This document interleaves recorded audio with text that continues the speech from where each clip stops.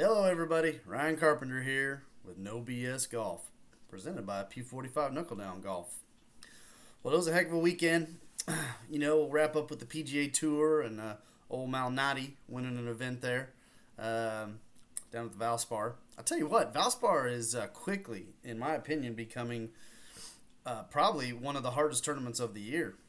I don't know if they're purposely going after it that way, but there were some big, ugly scores down there for some pretty big name players, in fact, and it was a battle, as if you watched and saw it coming down the stretch. But I'll tell you what, it's interesting this year. Malnati, I happen to know a little bit about him because I actually went to the University of Missouri for college, and he's a fellow alumni there, and so I know a little bit about him. Good player. I mean, they're all good players. But, he came into this tournament at, I think that someone says it started at around like plus 400, plus 500. Basically, 500 to 1. So, if you're not bettors out there, you place $1, you win 400 if he wins the tournament. 500, whatever that number might be. So, and, these long shot victories, not a normal thing. It's been a year, a full season of long shot winners, and not so much the stars. So, we can ratchet that up to a whole lot of things, possibly because a lot of the guys left and aren't there anymore, and turmoil within. There's a whole lot of stuff going on there, and unless you follow it close, it could be a lot of things. But definitely interesting to see, and we just don't see this many long shots typically win on the PGA Tour. So. Crazy week there. I had a heck of a weekend. I got started down. We've got a local indoor golf simulator bar opened up here, and I partnered up with them. I'm gonna be teaching up there, and so I went down Saturday and did some demo lessons, basically meet and greet, get to know some people, talk about their game, talk about their golf swing, show them kind of how I go about this, versus what they may see out there in the rest of the little golf world out here. So. That was a heck of a lot of fun. Met some great people. Really enjoyed it. Thanks for coming out. And sent some emails with some good information to those folks. I hope to hear back from them at some point this week. That was a lot of fun. I actually went up and enjoyed some time at Top Golf, too. I don't know if y'all have been to Top Golf, but I'll tell you right now. The place was packed. When we got there, they said 3-hour wait. Okay? It didn't end up being 3 hours, and I know that from experience. It usually isn't quite as long as they say. Unless you go to the big ones like Vegas, some of the kind of more key, locations. And, but it was still a wait, and, but it was worth it. It's always so much fun, and again, 3 levels, every bay packed. Hundreds of people there just having fun. And, for the most part, you look around, I get a few people come over and ask questions, of course, but, you look around, and for the most part, not very many people hit the ball very good at all. The fella next to me with his date, he looked like, I don't know.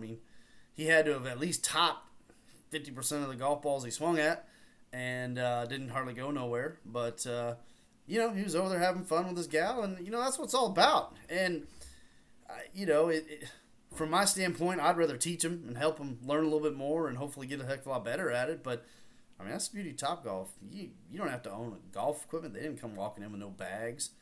And no, hardly any real experience at all. It was just a fun afternoon date of sorts. So that was fun. Great weekend. Hope everybody got out there. And I know the weather is kind of weird all over the place, but we're spring-ish at least here, so we're not getting too cold. But hasn't quite boosted into the really high warmth categories yet, but we're getting there.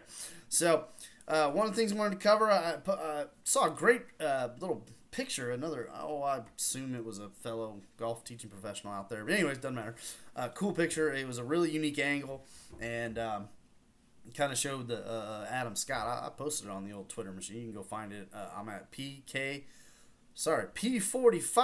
KDG, all one word right there, P45 KDG on the old Twitter machine.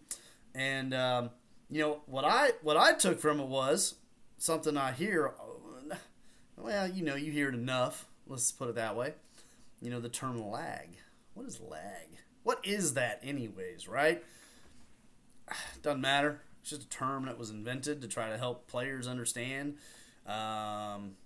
really the difference in kind of putting the club out away from the body on the downswing versus kind of holding it in, if you will, like keeping it tucked and tight versus throwing it out, more or less. Or if you ever heard the term casting, casting would be the opposite of casting, like fishing. Doesn't matter.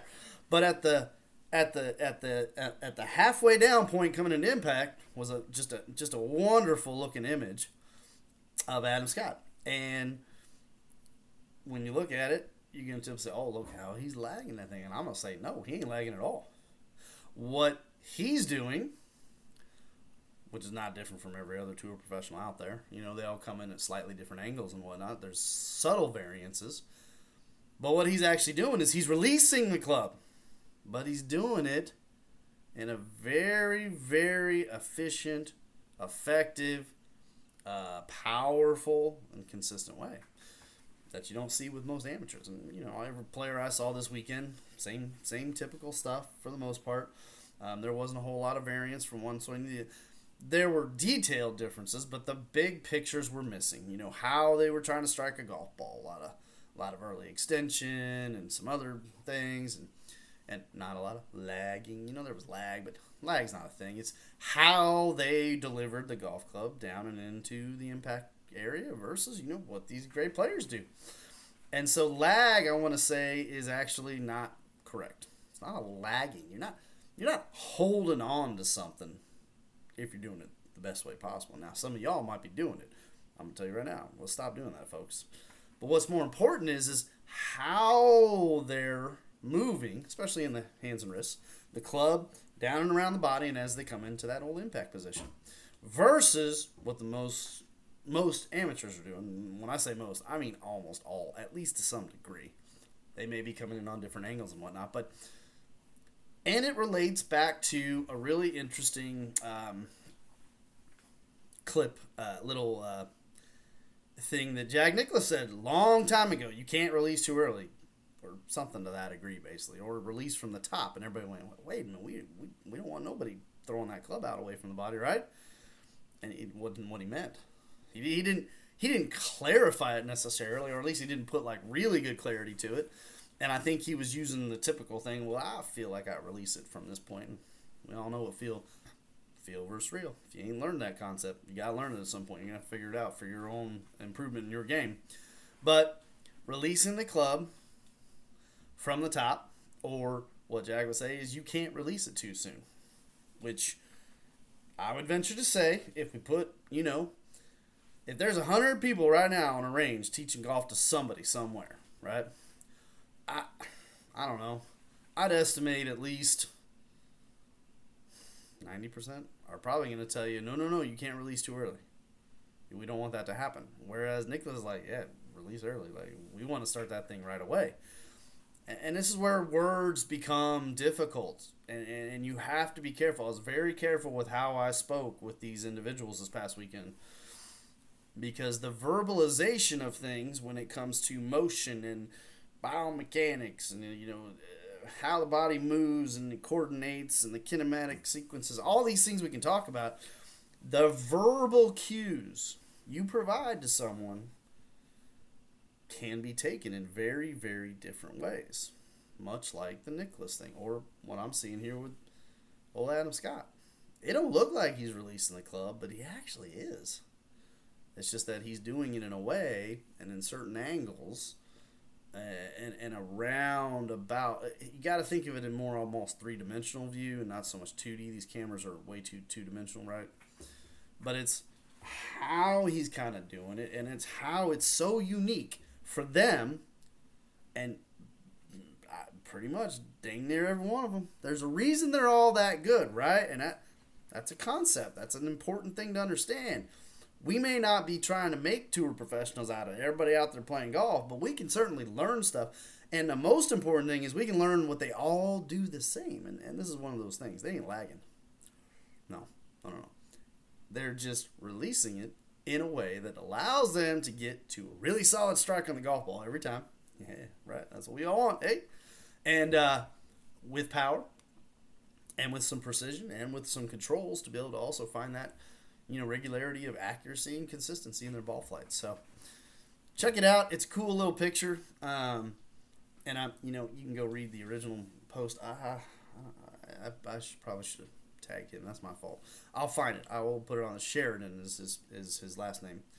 Golf teaching professional out there on the Twitterverse. So, anyways, it was a real cool post, and it's just one of those things. Again, folks, lag is BS. There's no real lag. We don't want you to actually lag. Lagging is kind of a holding maneuver. Like, I'm going to hold till the last second and then throw that golf club. Woo! Yikes! Please don't do that. More often than not, that kind of stuff turns into like shanks and super heavy impacts and just terrible, terrible golf shots, man. We don't want to actually do that in a golf swing. So, to learn more about that, you know what to do, right? Set up that evaluation lesson. The evaluation lesson is so important because we can go through the entire golf swing, go through your entire game, find out everything about you, figure out what your goals are, and in that first session, I tell you everything you need to know. What do you need to be able to accomplish in order to get to where you basically want to be someday? And that's also our roadmap. So that sets us up for the future. How are we going to get there? What are we going to need to do? And then it's just all about hitting each of the key, mini goals within. Okay, we're going to get better at this, get better at that, get better at this, get better at that, so on and so forth, to eventually get to that long-term goal. And then we go about the process, and the processes are important, and then, we do that in between. But, anyways, if you want to learn the difference, what's lag? Wait, what's not lag? Let's don't use that term no more. I hate that term. That term just irritates me, but, it is what it is. It's out there. It's what it is. I'm just going to tell you this. Tour pros don't lag the golf club. Lagging's BS, folks. That is BS for sure. It's more about how they're coordinating the motion from the top down into impact. So, as always, I want to know what you want to hear and talk about and find out and learn and whatnot. Put it down there in the comments, folks. I'm taking a look at all times. Let me know. You tell me what you want. I'll talk about it. As always, smash the like button, please. That helps me a ton. Subscribe. That also helps. And share it. Please go share it out there on the internet. Go let anybody and everybody that I'm doing this here little, podcast, YouTube cast, whatever you want to call it. It's fine. I don't care. Hey, we're just chatting, right? All right. So, do all that stuff. Smash it. Subscribe. Share it.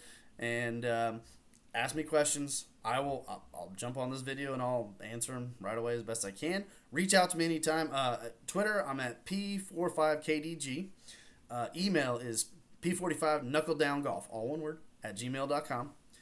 And I teach worldwide, folks. I can do this. I just had old player I've known for, 15 years maybe, something like that, maybe longer, I don't know. Anyhow, sent me a little video, sent me a couple notes, said, hey, here's what's kind of going on. Take a look, tell me what you think. We're going to, tomorrow, one of the next 2 days, we've got a time set up where we're going to Zoom conference and kind of go over a couple things and talk about it and send him on his way back to work. He's a good player, but we can always get better. It never ends. Tour pros spend time every week back to the drawing board, trying to refine this, refine that, refine this, and they, they need someone watching them too. So they go to their coach and they say, Coach, this is what happened. What's next?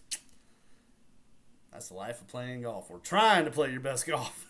Or if you're not trying to play your best, hey, just go out and have fun. Don't worry about it so much. But as always, again, do all those things. Share, subscribe, come back and talk to me. Let me know what you want to talk about. I'll jump on here and we'll go through and find out. Is it BS or not? As always, Ryan Carpenter, presented by P45 Knuckle Down Golf. We'll talk to you later, folks. Thanks.